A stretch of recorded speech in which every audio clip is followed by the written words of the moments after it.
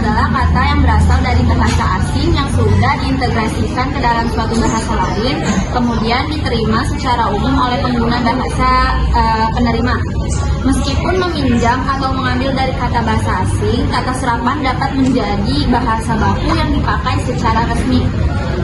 Sejumlah kosakata bahasa Indonesia ternyata bersumber dari bahasa-bahasa asing dan juga bahasa daerah.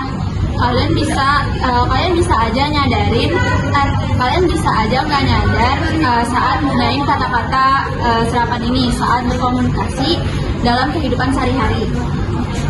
Kata-kata tersebut tentu aja dapat diserap dengan adanya interaksi dengan bangsa asing. Misalnya tahun 1511 bangsa Portugis tiba di Malaka. Saat itulah terjadi kontak antara bangsa Portugis dan penutur Melayu. Nah, hingga hari ini kita rupanya menggunakan beberapa serapan yang berasal dari Portugis. Kata bangko, bandeira, dan kareta itu diserap menjadi bangku, bendera, dan kereta. Selain bahasa Portugis, tentu aja kita juga gunain bahasa Indonesia. Selain bahasa Portugis, tentu aja bahasa Indonesia juga menyerap bahasa Belanda, juga bahasa Arab, bahasa Sanskerta, bahasa Inggris, dan bahkan bahasa Korea. Yang selanjutnya ada penyerapan kata asing. Penyerapan kata asing ke dalam bahasa Indonesia harus disesuaikan dengan kaidah bahasa Indonesia. Namun diharapkan ejaan kata serapan diubah seperlunya saja, sehingga kata dalam bentuk bahasa Indonesia tetap dapat dibandingkan dengan bentuk asalnya. Unsur yang harus diperhatikan ketika menyerap bahasa asing atau daerah ke dalam bahasa Indonesia adalah bentuknya. Penyerapan bentuk meliputi huruf, gabungan huruf, dan imbuhan yang akan digunakan.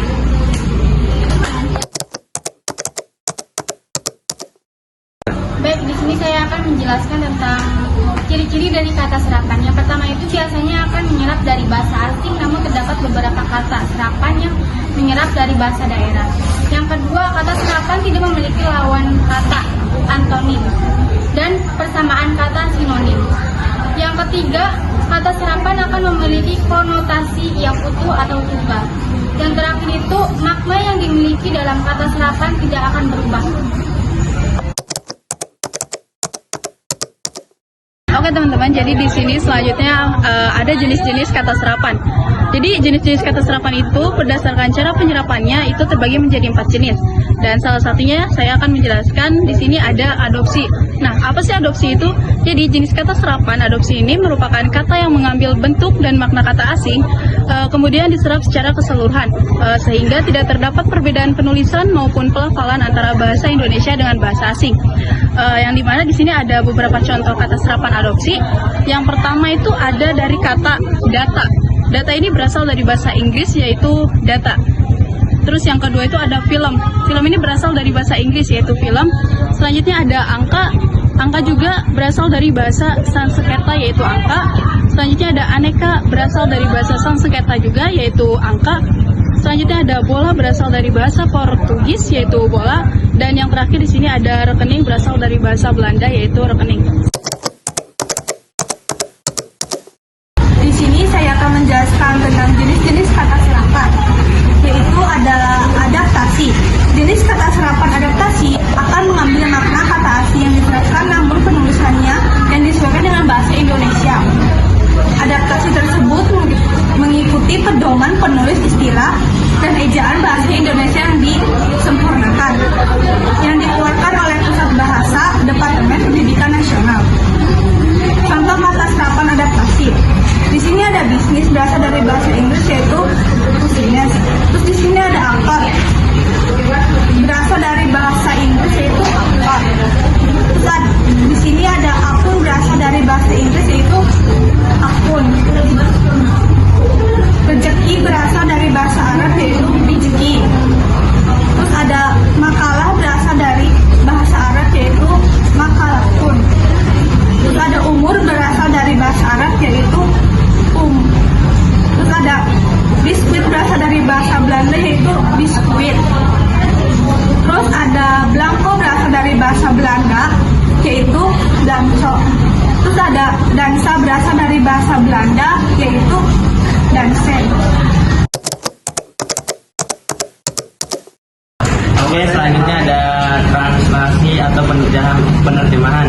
Jenis kata serapan, translasi atau penerjemahan merupakan proses penyerapan kata dari bahasa asing dengan mengambil konsep yang terkandung dalam bahasa tersebut.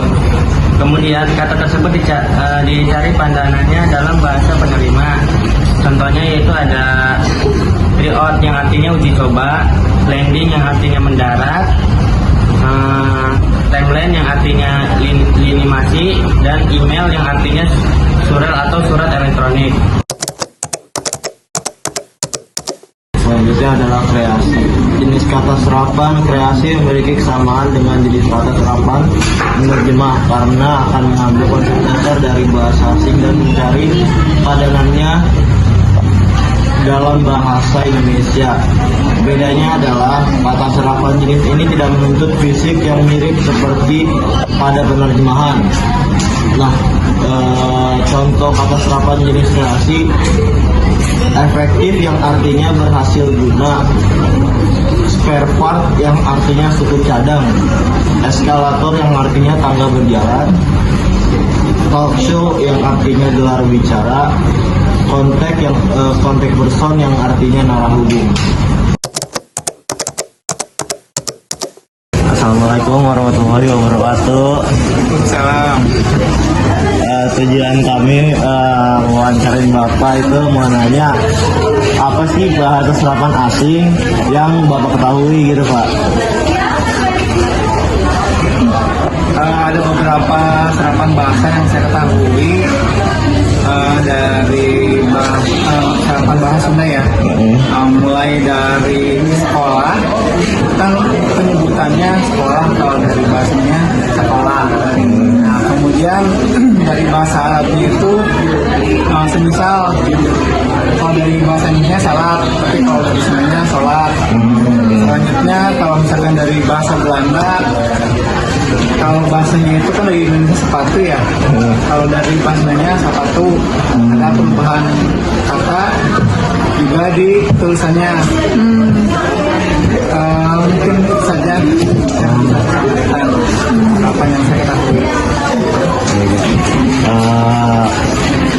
Tapi Bapak sendiri tahu nggak apa itu sih kata serapan Pak?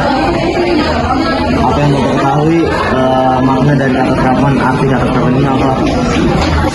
Ya, jadi yang saya ketahui kata atau bahasa serapan itu perbedaannya antara dengan bahasa Indonesia yang dipakai dengan bahasa daerah. Misal tadi yang saya sebutkan sekolah itu kan dari bahasa Indonesia sekolah yang berlaku. Yang orang bahasa daerah disebut dengan sekolah. Jadi ada perbedaan di penyebutan dengan penulisan. Jadi yang saya tahu dengan yang dimaksud dengan kasar itu perbedaannya di sebutan dan tulisan dengan arti dan bentuk sama. Itu yang saya tahu. Baik Bapak, sekian aja Pak tanya jawab dari kami. Terima kasih ya Bapak. Sebelumnya. Waalaikumsalam warahmatullahi wabarakatuh.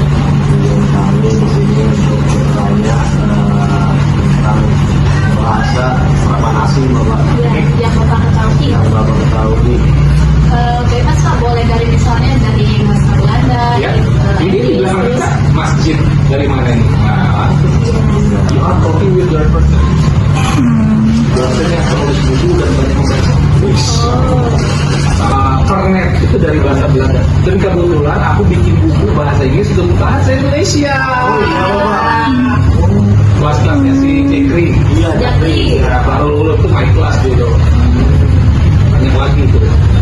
Sopir juga itu dari bahasa Belanda. WhatsApp banyak dari bahasa Belanda ada, dari bahasa Arab juga ada. Imam itu dari mana? Dari bahasa Arab. Terus aku tahu dari bahasa Portugal apa itu ada juga. Banyak sekali. Jadi karena kita dulu pernah dijajah dan kita emang selalu open, jadi banyak bahasa itu serapan dari bahasa. Termasuk kayak kekinian juga. Update itu bahasa dari mana? Handphone, dan apalagi jalan istilah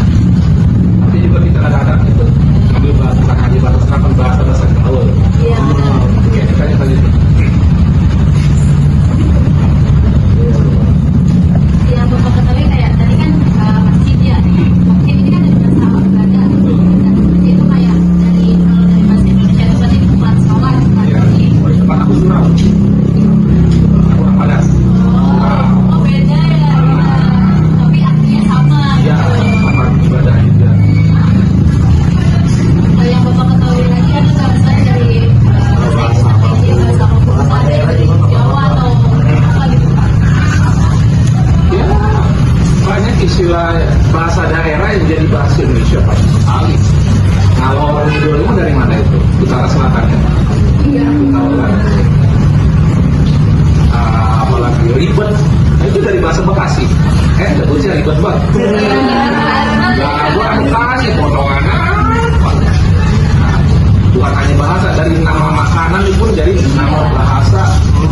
Waktu kita gado-gado di daerah, kalau di Bekasi itu di Jawa Barat itu lotek, karena ini tetap juga gado-gado.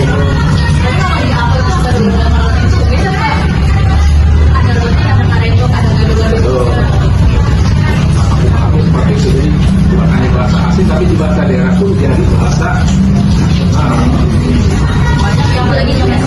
apalagi orang Padang. Heboh itu bahasa mana? Dari bahasa kami, bahasa orang Padang. Orang Padang ini diterjemahkan menjadi bahasa Indonesia. Heboh banget sih itu bahasa kami. Apalagi itu paling di Padang. Enggak, ini jadi ke apa namanya keumpan buat orang Indonesia. Makin rendah balado lah. Dari bahasa mana itu? Dari bahasa Serapan, dari bahasa daerah yang dijadikan bahasa nasional, dijadikan istilah nasional ataupun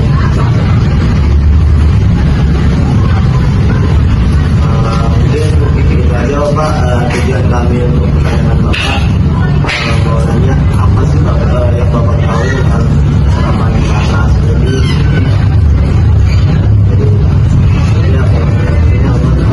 bahasa Serapan itu kenapa terjadi? Karena anak kita nggak punya kata yang tepat untuk menjelaskan kalimat tersebut. Kita masalah apa? Ini radit masjid. Kalau bahasa kami surau, pelanggar orang Betawi. Pokoknya ada pelanggar masjid.